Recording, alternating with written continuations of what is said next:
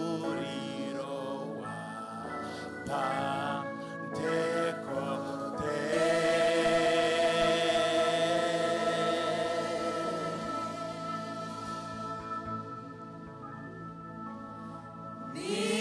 Nimushake na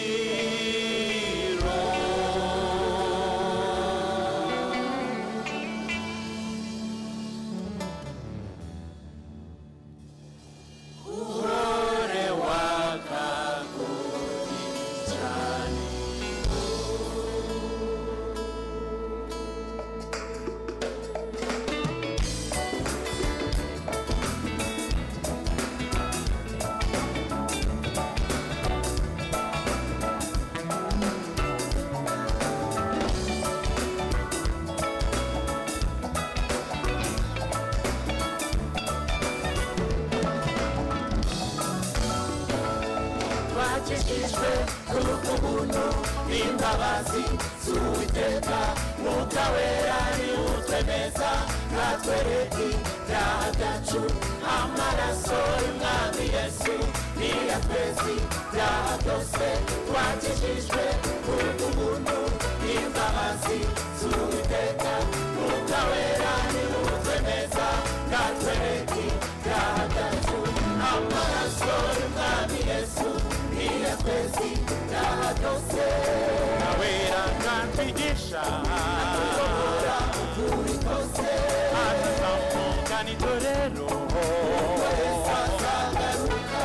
Mwuka Wera ntatwigisha atuyobora ukuri kose, azazamuka n'itorero wese azagaruka.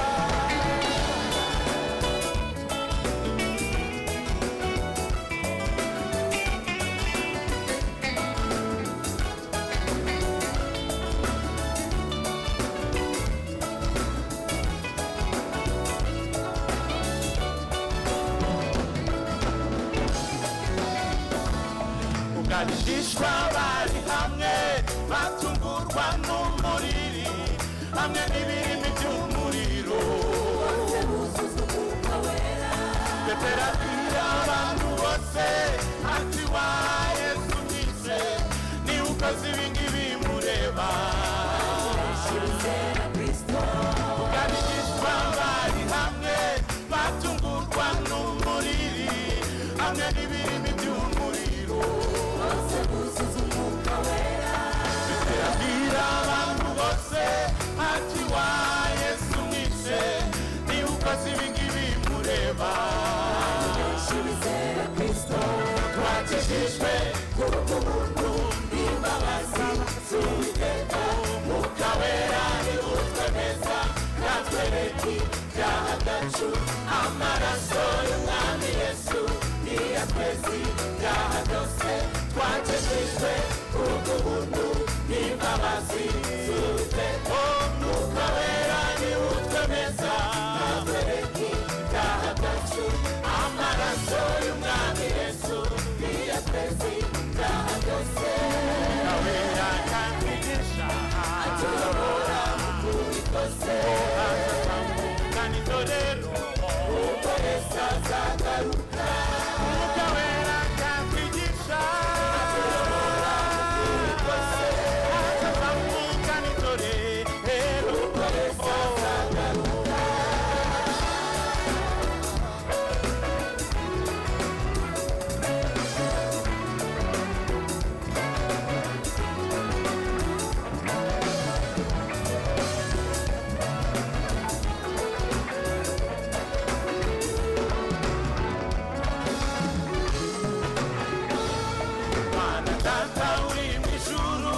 Turakwinginga muri ibi bihe uhembura uyu murimo wawe, imitima yacu twese, rangura abasinziriye, utarura abazimiye, ubasubize mu nzira, uzisange turi maso. Mana Data uri mw'ijuru, turakwinginga muri ibi bihe uhembura uyu murimo wawe, imitima yacu twese, rangura abasinziriye, ubasubize mu nzira twese twakijijwe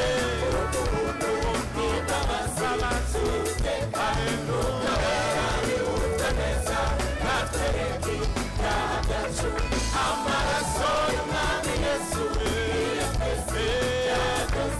twakijijwe n'imbabazi z'Uwiteka ukabera nihutwe neza katwereke amaraso y'umwami Yesu yonyine kahageze ukabera kanyigisha atuyobora mu kuri kose maze nkanitore ubwo Yesu azagaruka ukabera kanyigisha atuyobora mu kuri kose maze nkanitore hero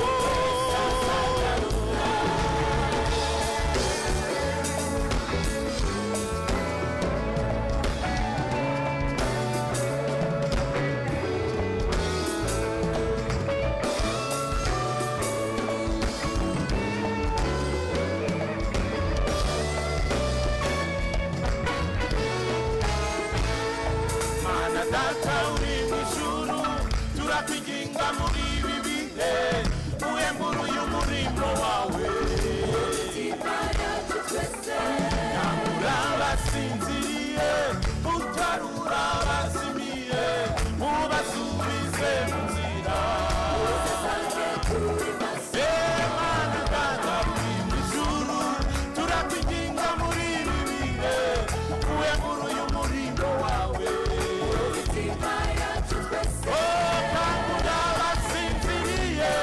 utarura abazimiye ubasubize mu nzira